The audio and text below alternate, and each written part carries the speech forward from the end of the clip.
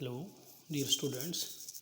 Today's lecture is under the Organic Chemistry BSc for BSc second semester. Topic today is naming physical properties, stability of alkenes and catalytic hydrogenation reaction. First of all, alkene in general, we can find it in nature like ethene, a plant hormone that's help in ripening of fruits. And the general formula for non-cyclic alkenes is CnH2n, and for cyclic alkenes it's CnH2n minus 1, 2. And here it's also a orbital picture diagram of the ethene that clearly shows there is a single 1 sigma bond uh, between the sp2 orbitals and 1 pi bond between the other p orbitals of the two carbons. Some physical properties like alkenes having 2 to 4 carbons are gases, uh, colorless gases normally, and 5 to 18 carbons that are liquids, and more than 18 carbon alkenes are solid in nature.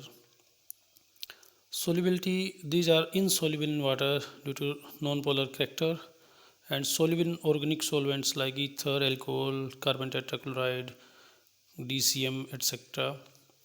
They generally have the lighter than the water, so uh, density increases with increase in molecular mass.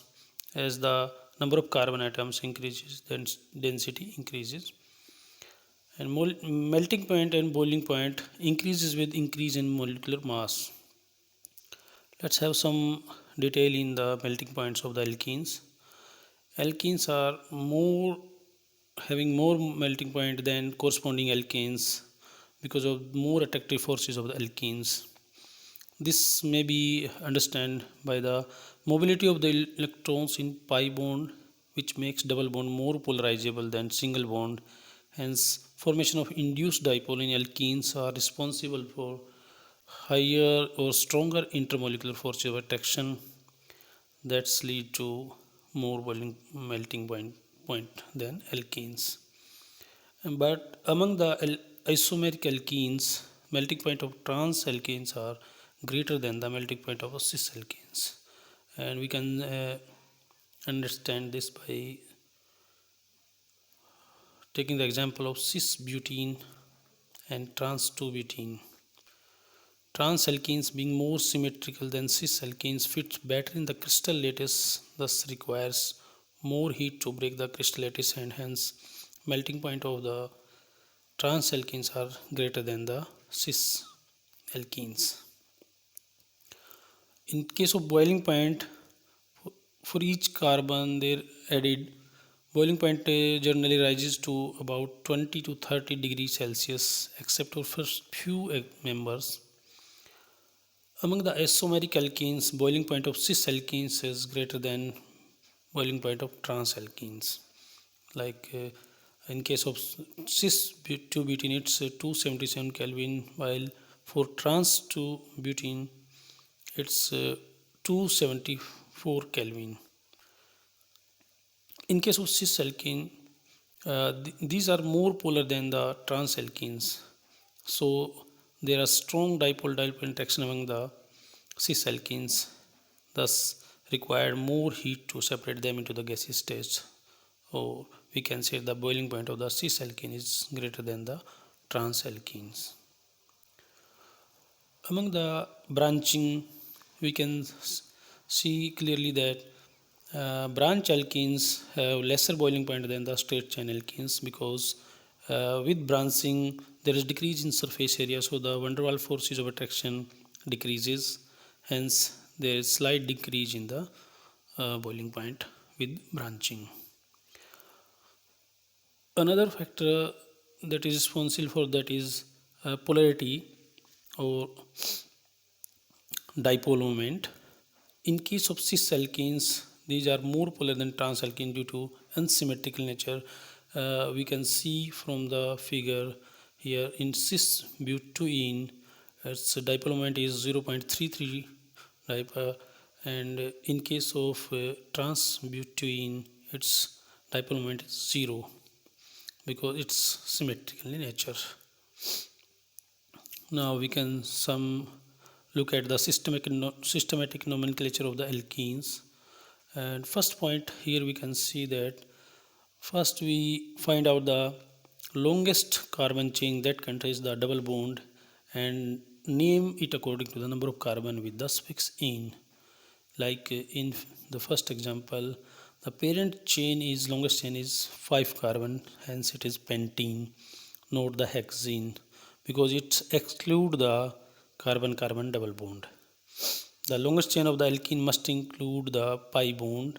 The pi bond receives the lowest locant even if it competes with the alkyl substituents. The second point, number of carbon of the parent chain, so the double bond carbons have the lowest possible number.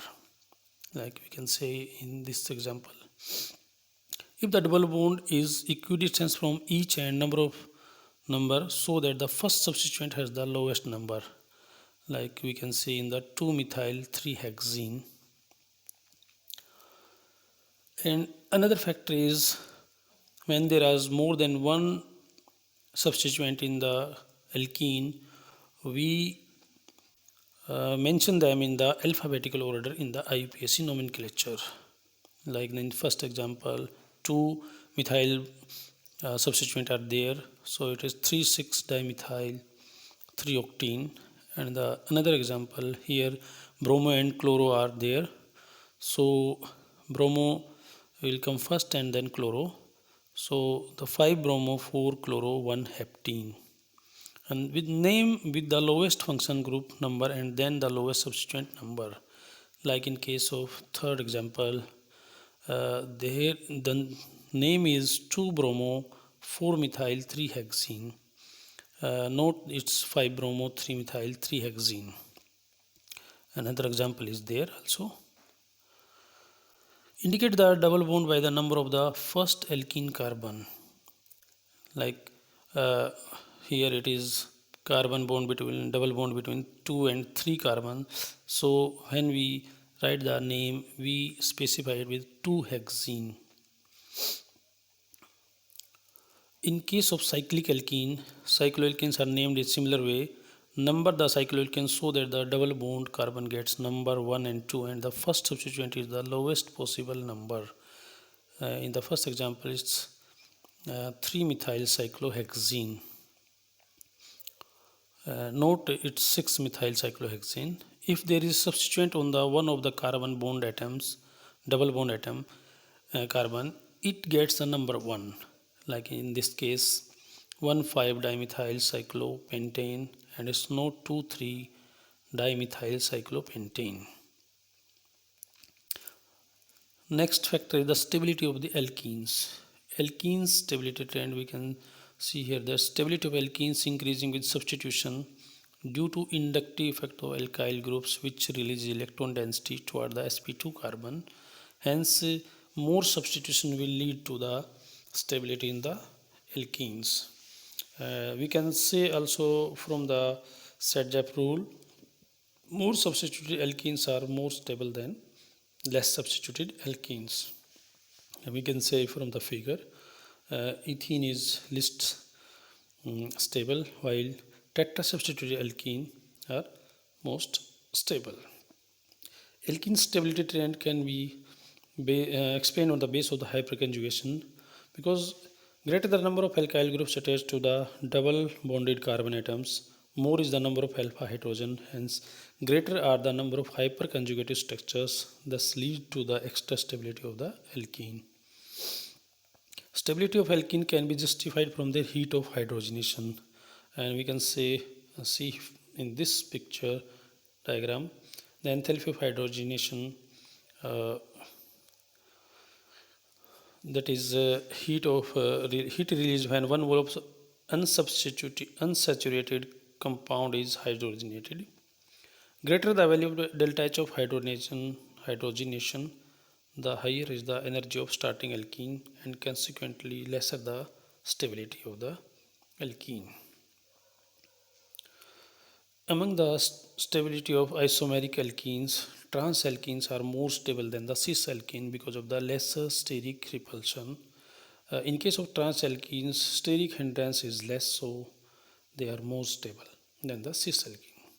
We can see in the here in example first cis 2 butene, its delta H hydrogenation is minus 28.3 kilocalorie, while for trans butene it's minus 27.4 kilocalorie per mole. So there is a 0.9 kilocalorie per mole difference is there, and trans alkene is stable by 0.9 kilocalorie per mole. We can see another example. There is steric hindrance, more steric hindrance in case of cis diterstrobutyl ethylene. In this case, in cis and trans isomer, there is clearly a difference of 10 kilocalorie per mole difference. We can see from here the difference of a 1 kilocalorie per mole might seems like a little load, but that's not small for an equilibrium at 25 degrees Celsius, because difference of even 1 kilocalorie per mole will give a 80 to 20 ratio of the products. So we can see here. Now next factor is the effect of conjugation on stability. A conjugation in alkenes bring extra stability due to resonance. We can see here in but1-ene and 1,3-butadiene. Delta H of hydration is, in case of one double bond is there, but1-ene, minus 30.1 kilocalorie, while in case of butadiene it's minus 56.6 kilocalorie, not exactly 60.2, that is double of the single bond.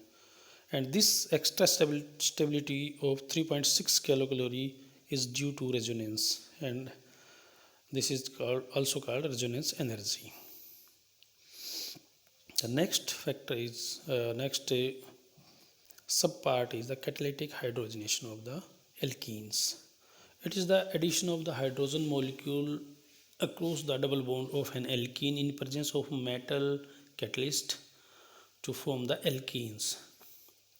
We generally find here the catalyst like platinum, palladium, or nickel, nickel. Platinum in the case of Adams catalyst PTO2, that's lead to the corresponding alkene. The commercial process of hydrogenation of vegetable oil is the example where we use nickel as a catalyst. So in this catalyst, the first step is the adsorption of the alkene and the hydrogen atoms to the metal surface, and then the insertion of the or transfer of the hydrogen to the alkene, and another atom of the hydrogen also uh, transferred to the alkene to form the corresponding alkene. And by this process, at last this alkene leaves the surface of the metal catalyst, and this catalyst is ready for the new catalysis. So in first step, it's adsorption of the reactant molecules to the metal surface, and in second step is complex formation between catalyst and the alkene by overlap of vacant d atomic orbital of the metal with pi electrons of the alkene. In the third step, last step, hydrogen inserted in the pi bond and the saturated product diffuses away from the catalyst. So this hydrogenation takes place on the surface of a solid catalyst rather than in the solution. Hence, it is an example of the heterogeneous catalysis of the alkenes. Another remarking feature is here that hydrogen additions follow the syn stereochemistry, that is, hydrogen molecules adds from the same phase, that is, both hydrogen add to the same phase. We can see from this example, and here are some problems based on this lecture, so that we can know how much we learn from this lecture. Thank you.